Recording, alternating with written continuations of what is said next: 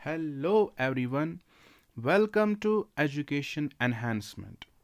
Microorganisms friend and foe का सब topic जो है फ्रेंडली यूज़ ऑफ माइक्रो इसके रिलेटेड कुछ पॉइंट्स हमने ऑलरेडी डिस्कस किए हैं, जैसे making of curd and bread, कि कैसे माइक्रो ऑर्गेनिज़म्स इनकी प्रिपरेशन में हमारी हेल्प करते हैं।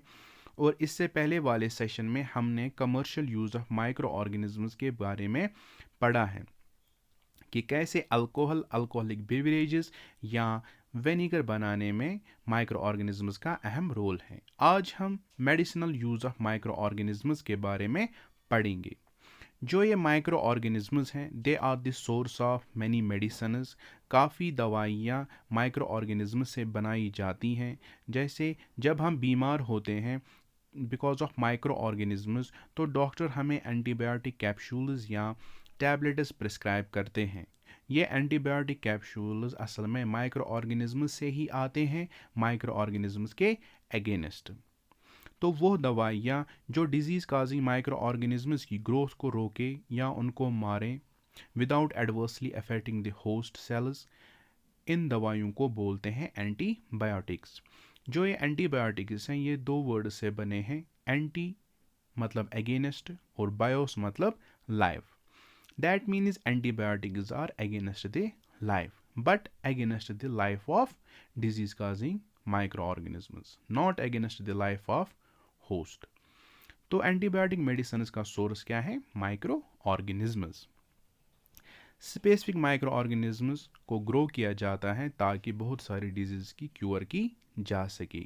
ये एंटीबायोटिक्स कैसे वर्क करते हैं? ये माइक्रो ऑर्गेनिजम्स के सेल वॉल को डिस्ट्रक्ट करते हैं, डिग्रेड करते हैं उसको, या जो बायोकेमिकल पाथवे सेल में चल रही होती हैं उनको अफेक्ट करते हैं, जैसे प्रोटीन सिंथेसिस को अफेक्ट करते हैं या डीएनए रेप्लिकेशन को अफेक्ट करते हैं।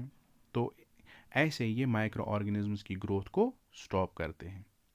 जो ये एंटीबायोटिक्स हैं, they can not be use to treat viral infections, क्योंकि वायरसेस जो हैं इनके पास सेल वॉल नहीं होता है, खाली they are surrounded by a protective protein coat जिसको बोलते हैं कैप्सिड। चूँकि एंटीबायोटिक सेल वॉल के अगेंस्ट काम करता है, जब वायरस में सेल वॉल है ही नहीं तो अटैक किस पे करेगा? That is why antibiotics don't work on viruses. जो ये एंटीबायोटिक्स है इसके कुछ टाइप्स हैं, जैसे ब्रॉड स्पेक्ट्रम एंटीबायोटिक्स या narrow spectrum antibiotics. Broad spectrum antibiotics, जैसे कोई इंसान मल्टीटास्किंग होता है, वो कोई भी काम कर लेता है, ठीक है, ऐसे ही ये एंटीबायोटिक्स है, ये किसी भी माइक्रो ऑर्गेनिजम्स के अगेंस्ट वर्क करते हैं, इसलिए इनको ब्रॉड स्पेक्ट्रम एंटीबायोटिक्स बोलते हैं, जैसे एम्पिसिलिन और एमॉक्सिलिन। ये नैरो स्पेक्ट्रम एंटीबायोटिक्स क्या है? ये खाली स्पेसिफिक माइक्रो ऑर्गेनिज्म के अगेंस्ट काम करते हैं। इसमें एग्जांपल्स हैं ओल्डर पेनिसिलिन, मैक्रोलिडिस और वैनकोमाइसिन। और भी बहुत सारे एंटीबायोटिक्स बनाए गए हैं या बने हुए हैं जो इन दो कैटेगरीज में फॉल करते हैं। जो पहला एंटीबायोटिक्स बना है उसका नाम है पेनिसिलिन, जो एक फंगस से एक्सट्रैक्ट किया गया है। उस फंगस का नाम है पेनिसिलियम। इसकी डिस्कवरी एक्सीडेंटल हुई थी, जो की थी डॉक्टर अलेक्जेंडर फ्लेमिंग ने। हुआ क्या था, जो ये डॉक्टर अलेक्जेंडर फ्लेमिंग हैं, ये एक बैक्टीरिया कल्चर पे काम कर रहे थे, स्टेफाइलोकोकस बैक्टीरिया कल्चर पे।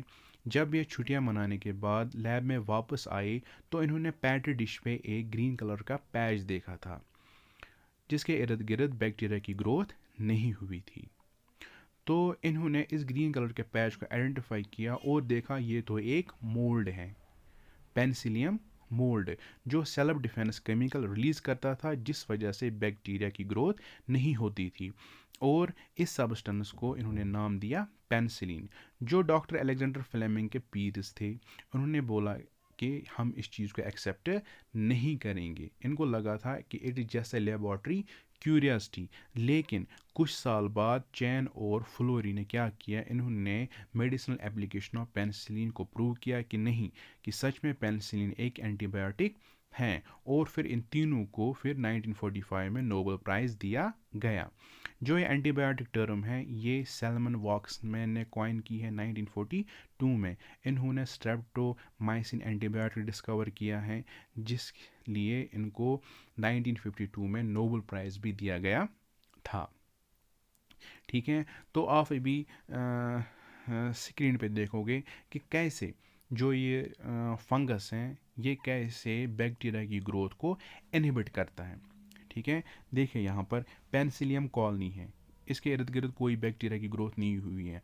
एवं जो स्टेफाइलोकोकाई बैक्टीरिया है ये इट हैज़ अंडरगॉन लाइसिस। ठीक है, और मॉडर्न एक्सपेरिमेंट भी साथ में दिया गया है। जो ये फ्लोरियो चैन है, इन्होंने देखो कौन सा एक्सपेरिमेंट किया था। इन्होंने 8 माइस लिए थे, 8 को इन्फेक्ट किया था बैक्टीरिया से, हेमोलिटिक स्ट्रेप्टोकोकस बैक्टीरिया से। 4 को इन्होंने पेनिसिलिन इंजेक्शन दिया था और 4 को कोई ट्रीटमेंट नहीं दिया था। और इन्होंने क्या दिया था, पेनिसिलिन इंजेक्टेड जो माइसेस है वो सारी बच गई और जो जिनको नहीं दिया गया था वो मर गए।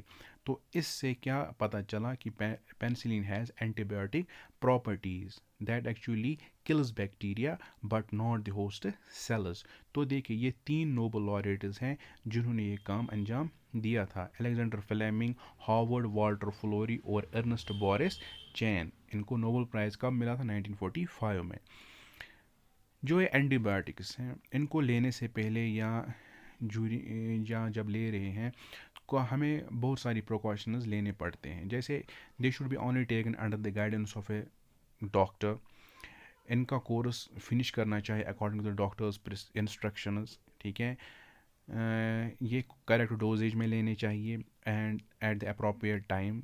कभी ज़्यादा है कम नहीं लेने चाहिए, तब ये यूजलेस बनता है। और एक्सेसिव मेडिकेशन से क्या होता है, जो हमारी बॉडी में बेनिफिशियल बैक्टीरिया होते हैं वो भी उनको भी हार्म पहुंचता है। और जो जिस बैक्टीरिया के लिए हमने एंटीबायोटिक खाए होते हैं वो बैक्टीरिया क्या वो फिर रेजिस्टेंट बन जाते हैं इन एंटीबायोटिक के एगेनिस्ट। इसलिए हमें चाहिए कि हम ज़्यादा से ज़्यादा एहतियात बरतें एंटीबायोटिक्स लेने में। खाली यही नहीं, बाकी दवाएं लेने में भी हमें काफ़ी एहतियात बरतने चाहिए, क्योंकि इससे क्या होता है वो दवाएं फिर यूज़लेस बन जाती हैं और जो हमारे गट बैक्टीरिया होते हैं वो भी इससे अफेक्ट कर जाते हैं। ठीक है, थैंक यू।